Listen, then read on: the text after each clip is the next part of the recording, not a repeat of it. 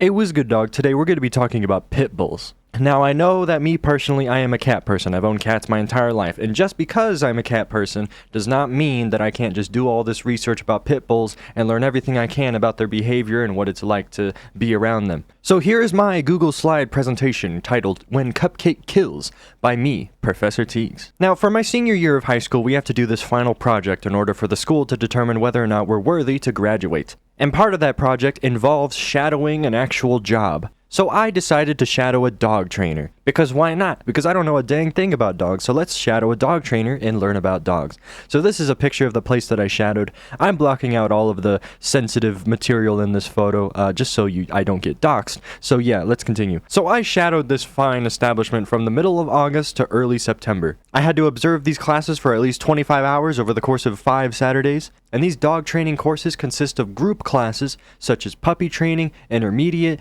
therapy, and advanced, which advanced is just intermediate and therapy combined. So methods of training these dogs involve positive reinforcement and getting rid of unwanted behaviors in the dog. Here's a picture showing proof that I was actually there. And what's that pit bull doing there in the bottom left of all those photos? Well, that's Cupcake. We'll be getting back to that in a sec. Now, my early research involved trying to figure out what exactly I wanted to make my presentation on. So let's start at the very beginning. I have been an animal lover my entire life. We've owned cats, goldfish, a hamster at one point, and we've even had our fair share of having to deal with unwanted house pests, such as snakes and ringtail cats. Now, these things might look cute, but they're actually very, very vicious creatures. If one of my cats got in a fight with one of these ringtail cats, the ringtail cat would probably win. You can find videos of animal control officers detaining ringtail cats, and those things, goodness gracious, they scare me. So when we did have to deal with this ringtail cat that was caught in our attic, we called animal control to lure it into a trap and then remove it from the premises. So that was my first real exposure to animal control. So fast forward to when I had to do my research for this project. I explored all kinds of topics, and one that stood out to me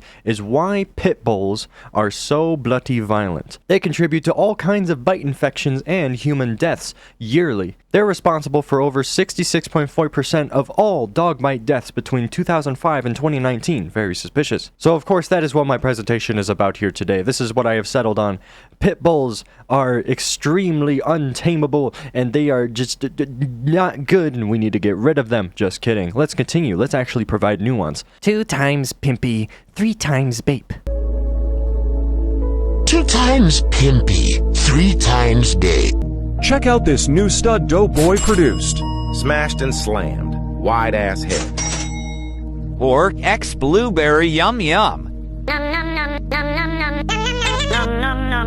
Mount Bullmore. Interstate Bullies Bape. TBC's Mr. Miyagi. You're the best around. So why are pit bulls the way they are nowadays? Well, it all dates back to the 18th and 19th century in Europe. Pit bulls were originally classified as bull-baiting breeds that were a mix of bulldogs and terriers. Bulldogs were bred to bite, hold on until death, and are impervious to pain. Terriers were more agile and not as powerful and often won the pit fighting.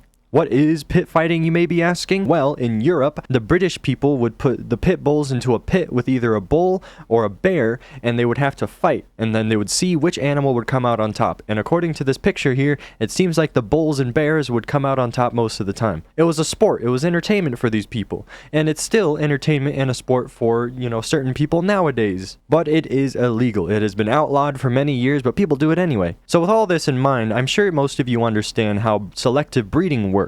You see an animal with a desired trait and you have it breed with another animal that has another desirable trait, making one litter of puppies or whatever that has both of those desirable traits, making a completely new breed. And so maybe you'll breed those 2 desirable traits multiple times and you'll have multiple litter of puppies. Or you'll have the puppies breed with each other in the future and then they have their own litters and then maybe you'll see if the desired traits are passed down through those generations. So pit bulls are the product and direct result of selective breeding where people wanted to breed these specific traits that made the dogs more violent and more tough and more capable of going against bulls or even other dogs or people. So this happened for centuries and centuries, and here we are today. So let's continue. People nowadays are attempting to rebrand pit bulls as nanny dogs. So this is the part where I'm supposed to recommend this amazing book called Misunderstood Nanny Dogs, by J. Thomas Beasley. This book is banned in the UK, and it was very difficult to even get it here in the US so I could actually read a physical copy of it. This book goes into extensive and explicit detail on the history of pit bulls and the science of it all and why pit bulls are the way they are today. And this is my main source of research for this project here. We are provided with iconic quotes such as, "One cannot have a dog whose entire body and brain are adapted to executing the killing bite without having a dog who will execute the killing bite." Very deep. And another one, "A mixed breed dog is most likely to act like the breed that it most looks like." So basically, if you have a dog that's mixed with a pit bull and a bunch of other breeds, and the dog kind of looks like a pit bull, it is a pit bull. Pit bulls are bred to be aggressive, and so even when it mixes with other breeds that aren't bred to be aggressive, that genetic trait that makes it aggressive just takes over, and then it fulfills its normal pit bull ways, even if it's like 10% pit bull or something. Most of the time they will act aggressive, unexpectedly, without being provoked, and that's just the consequence of the selective breeding because that's just how it is. What you gonna do about it? Pit bulls and pit bull mixes make up about 6% of the US dog population, but they're responsible for more than 2/3 of all fatalities. That's crazy. And if you want a number, 50,000 animals a year are killed by dogs. And 2/3 of that is done by pit bulls, who make up 6% of the population. Jit wildin'. There are some dogs that people own where they don't realize that they're part pit bull, and so the numbers might be a little bit higher because think of all the dogs that are just mixed with all these different other dogs, and then one of those dogs is a pit bull, and so then they have these mixes, and you don't even know. So another part of my project, I had to do an interview. So I interviewed the dog trainer that I was shadowing for those 25 hours. So I asked the trainer, what are the best ways to prevent or diffuse a dog attack? The number one recommendation are tasers, because tasing the dog can disable it long enough to get it secured. Second place goes to taser-like sounds that can distract them. You can get a little handheld device that makes a high-pitched beeping noise, or even a light, and it will surely get the dog's attention because of its high-pitched frequency. Because the one thing you want to do when a dog is attacking someone is stay away from it. Keep your distance, because if you touch that dog, it will turn to you and bite your hand off for show. So you need to direct the dog's attention to a sound rather than getting right up close to it and then having it attack you. Third place goes to protecting your throat. It's better to lose an arm than die. So basically, if a dog is charging at you and you're the victim, make sure the dog does not attack your throat or your vital organs, and hold your arm out so that the dog can attack your arm rather than your vital organs. And maybe you can use your other hand to do something to it, I don't know. The fourth option is to use a firearm. There are a lot of US states that will allow you to practice your Second Amendment and shoot the dog if you feel as if it's a danger to you or someone else. Now, of course, this wouldn't be a Professor Teague's video if we didn't have brave statements, okay? Only brave statements here on the Professor Teague's channel, you feel me? Look at this chart I found. That's very crazy. Look, pit bulls are on top, and they don't even come close. So in the United States, how do we take action? How do we prevent pit bull attacks from happening ever again?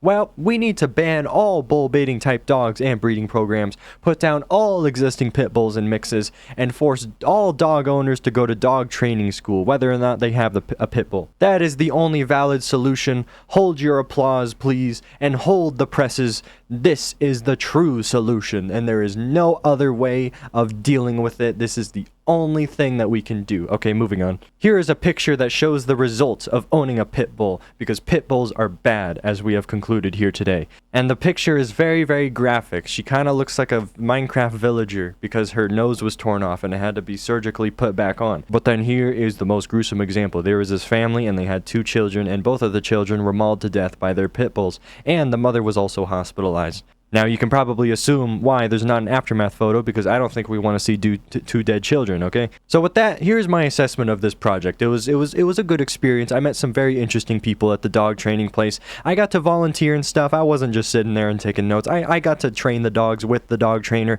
I got to feed them and groom them and play with them, all of that stuff. It was very good. This was very useful for career exploration. When I do get a real job soon, I will probably consider working with animals at some point, as long as I have enough experience with all that. I think this pit bull cupcake controversy is very interesting, and of course, this is what I do on this YouTube channel here. I talk about controversial things because nobody talks about them enough, okay? And so this whole thing has been very eye-opening because nobody wants to actually have a conversation about pit bulls. Nobody wants to be like, I think pit bulls are not that bad. Here's why. No, they will just tell you that they're not bad. It's the owner's fault, not the dog's fault. Well, with all the science and history, that is clearly not the case. It is absolutely the breeder's fault from England and stuff. It was their fault for putting them in those pits with those bulls, because now we have these pit bulls and they're killing people and they're killing other dogs and other animals. I rest my case. Okay, thank you. That's my presentation, but I'm not done talking. Here is a video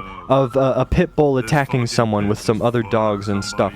And gosh dang, I'm gonna have to blur the ending of it because the pit bulls do get shot. Okay, this is just what happens when there's pit bulls in the neighborhood. Okay, the pit bulls, they get shot by the cops and stuff because this dude is being mauled and stuff. And so what are you gonna do? And see, that person, they got close to that big dog and the dog started running after them. That is why you don't get close to them. You gotta make noises, you gotta scream, you gotta get the taser sound, and there you go. He's gonna shoot them. There you go. And so the dogs back off because they realize they're getting shot, and that dog starts limping because it got shot, and then this one is like starts rolling around in the road and it's bleeding out and stuff. It's horrible. Here's another viral video of this pit bull attacking this horse and the horse defending itself. What did the horse do to deserve this? I have no idea. Like pit bulls, they're just aggravated for no reason sometimes, and this is just what happens. What did the owners do to have this happen? Why is the pit bull like this? I don't know, it's just their genetics. That's what we've learned from the science and history today. And like I said, please read the book that I recommended, Misunderstood Nanny Dogs. Look at that kicking action. Oh, you don't want to see that. Oh, I have to blur that. Did the dog get what it deserved? Well, hopefully it will never attack a horse ever again. Maybe it learned its lesson. And by the looks of it, people were also injured. That's crazy. Here's some cops struggling to detain a pit bull. Like, what do you do in this situation? Like, you can't just shoot it. He's got a fire axe. This dude is ready to throw hands. There's another dog barking at them, but it's not really doing anything. Oh, frick. Good thing that trash bin was there to censor it. What the heck? There you go, honk the horn, get the dog out of there. Spray the hose. Someone help, please, my pit bull is eating my kid. Funny how my pit bulls all get along with each other and my kids, and it gets even better. I recently introduced a baby kitten to the family and my dogs love him. Most loyal and most protective. Owners have the responsibility to train them and keep them in check, instead of just buying them for the sake of clout and minimal poor discipline. Or maybe people should have to go through certain guidelines and tests to be able to own this breed of dog then. My baby has been around my youngest since they were both under a year old. He chose my kids before us adults and is best friends with my sons. If you cannot train dogs with the same love and understanding as children, you should not have either. Being a parent to any creature is not for the weak, evil, and short-tempered. True dat. Here's a bunch of other scenarios of kids getting attacked by pit bulls. You need to know exactly what you're getting yourself into if you are willing to adopt a pit bull. You need to make the prediction, oh, is this dog going to be violent? Well, it probably is. If it looks like a pit bull, it is a pit bull. That's just how it is. And of course, a pit bull can be really nice even if you own it for 10 years. It will probably do no harm for all of that time. But then, there's that one trigger that just sets it off. This is something I forgot to mention during the presentation. The dog could be triggered by someone wearing like a bright and colorful shirt that it doesn't like, or a bird can be flying by. Next thing you know, the dog becomes violent because why? I don't know. That's just how it be. So the best thing you can do once you adopt a young pit bull puppy or whatever, take it to dog training courses. That is something that's highly recommended to do once you adopt a puppy, so that you can train the dog, but also you as the owner, you get trained. You learn about the dog and the dog learns about you. That's crazy. And so once this pit bull gets used to the real world and used to being around other people and other dogs, then you're goated. At least you'll be as goated as genetics lets you be. Here's a Stone Toast comic. Careful, man. Pit bull. Dude, it's not the breed, it's the owner. So, what's so special about pit bull owners? Huh? Here's a Wojak. That's funny. Here's a vending machine. That's also funny. So I guess I can finally conclude this video. I think my main takeaway is to always do your research, always learn as much as you can about anything that you need to be knowledgeable about. If someone asks you, why the frick do you own a pit bull? Well, then you can tell them, well, I searched up all these articles and watched all these YouTube videos that explain the history of pit bulls, and so I completely understand the breed. I know everything there is to know about pit bulls, and I am ready for the responsibility to train it and make sure it doesn't attack any children. At the very least, if you have a mindset like that, you will be so much better than the average hoodlum. Stop using the excuse, oh, it's not the pit bull, it's the owner, it's a bad owner's job. And like I said, that is clearly not the case. If you actually look into the history and the science and the genetics, oh, it is absolutely not the owner, at least not most of the time. And do I actually think that pit bulls should be eradicated forever? No, I was just forced to come up with some conclusion and some way to fix society. And that was the conclusion that I thought of. So, you know, it would be very expensive to eradicate every single pit bull and make sure that no breeding ever happens, because that would also be very impossible. People are just going to do it anyway, because criminals do not follow laws. But yeah, so we're not going to actually eradicate all pit bulls. We're just going to deal with it. We're going to let all of these other children die, and it's all good, because pit bulls are nice enough. We'll just have a few thousand children every year get sacrificed in the process. Okay, maybe it's not a few thousand, it's like a few hundred at least. But yeah, I guess that's about it.